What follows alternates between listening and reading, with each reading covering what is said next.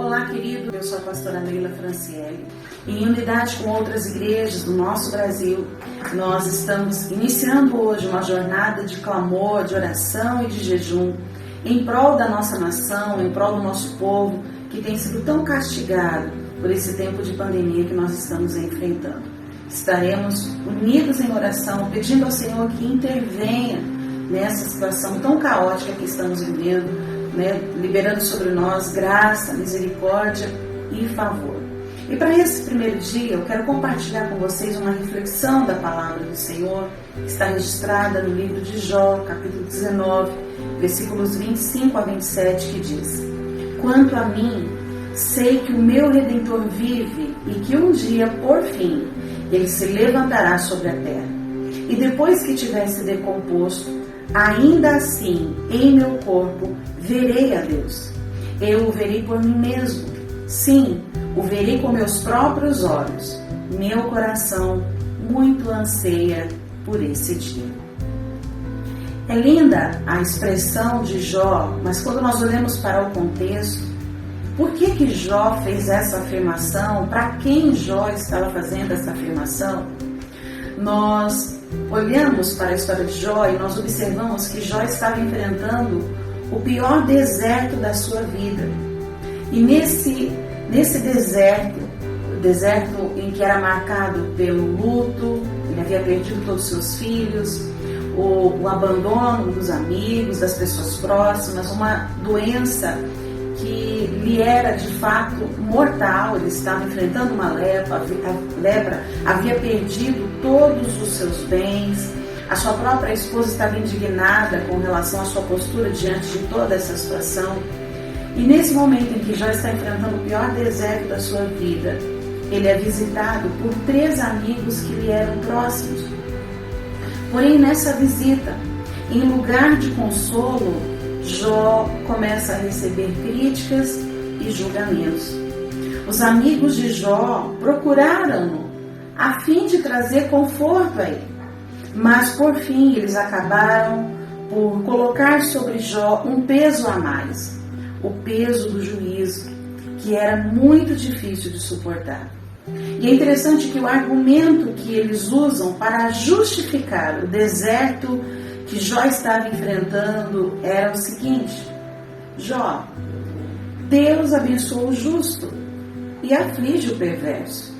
Se o Senhor tem te afligido, Jó, é porque no fundo ele deve reconhecer que em você há perversidade.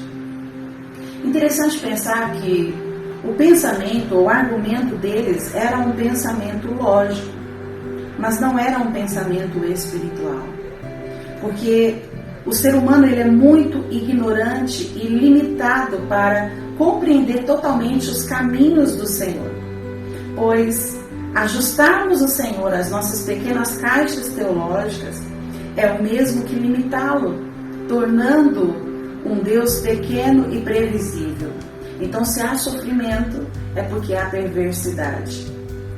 É óbvio que há situações em que a gente observa na palavra de Deus que Deus está tratando, em determinados momentos, tratando o povo, ou tratando um determinado indivíduo por conta da sua perversidade.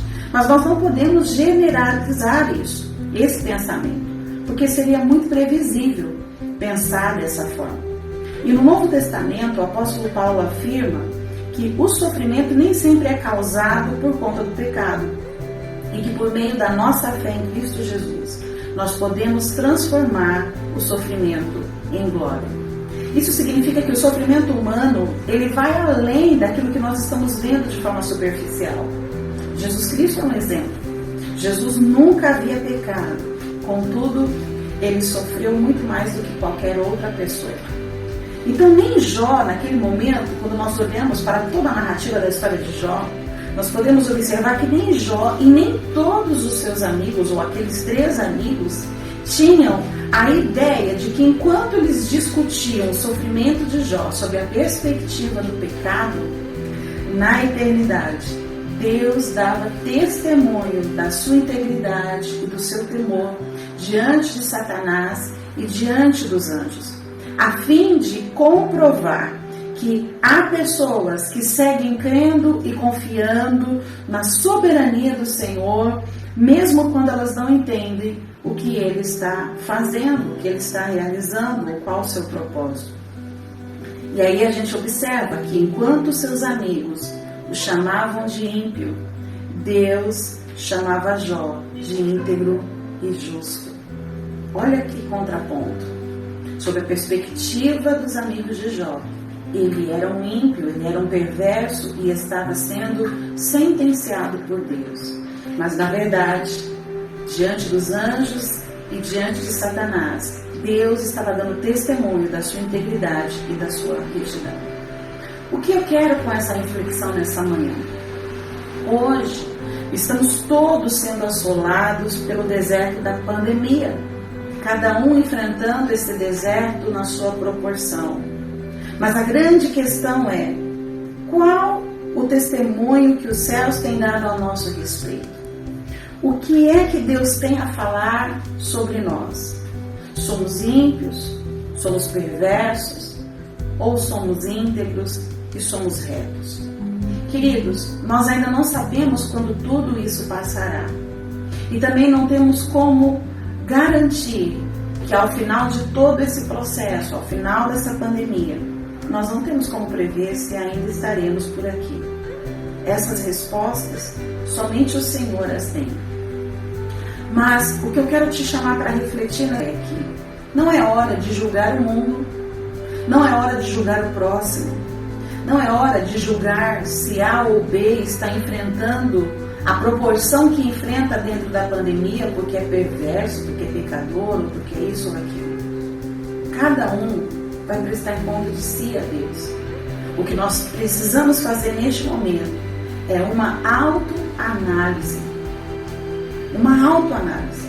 Enquanto os amigos de Jó o condenavam, o sentenciavam àquele deserto, porque julgavam que ele era um pecador, que ele estava sentenciado por Deus, Jó estava fazendo a sua autoanálise. E ele identificou que não era uma sentença. Na verdade, ele desconhecia o propósito, mas ele confiava que não era uma sentença da parte de Deus, porque ele fez uma autoanálise e ele sabia como estava a sua vida diante do Senhor. Então a grande questão é tempo de fazer uma autoanálise, pedindo ao Espírito Santo que nos auxilie nessa tarefa. Assim como o próprio Davi nos ensina no Salmo 139. Ele ora pedindo ao Senhor, Senhor, sonda o meu coração, me ajuda, esquadrinha o meu coração, vê se há em mim algum caminho mau. E se porventura o Senhor encontrar, me sinalize e me guie pelo caminho que é eterno.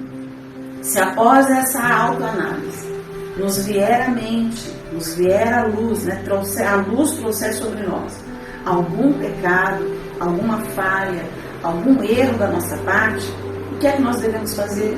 Nos arrependermos com diligência. Arrependamos-nos com diligência.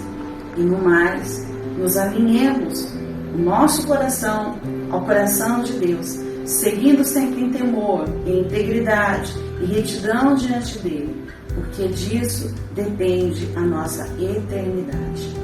Se tombaremos no final da pandemia ou antes, no processo da pandemia, a gente não sabe. Mas que haja no nosso coração uma certeza como havia no coração de Jó. Quanto a mim, eu sei que o meu Redentor vive e que um dia, por fim, ele se levantará sobre a terra. E depois que tivesse decomposto, ainda assim em meu corpo, verei a Deus. Eu o verei por mim mesmo.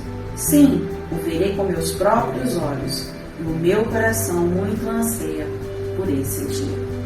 Que Deus abençoe você, que Deus abençoe a tua casa e sigamos nesse desejo de nos alinharmos ao Senhor e de estarmos totalmente firmados na sua palavra, vivendo os seus princípios, para que o inimigo não tenha com que nos acusar e que diante de Deus, como a palavra nos diz, sejamos encontrados inculpáveis.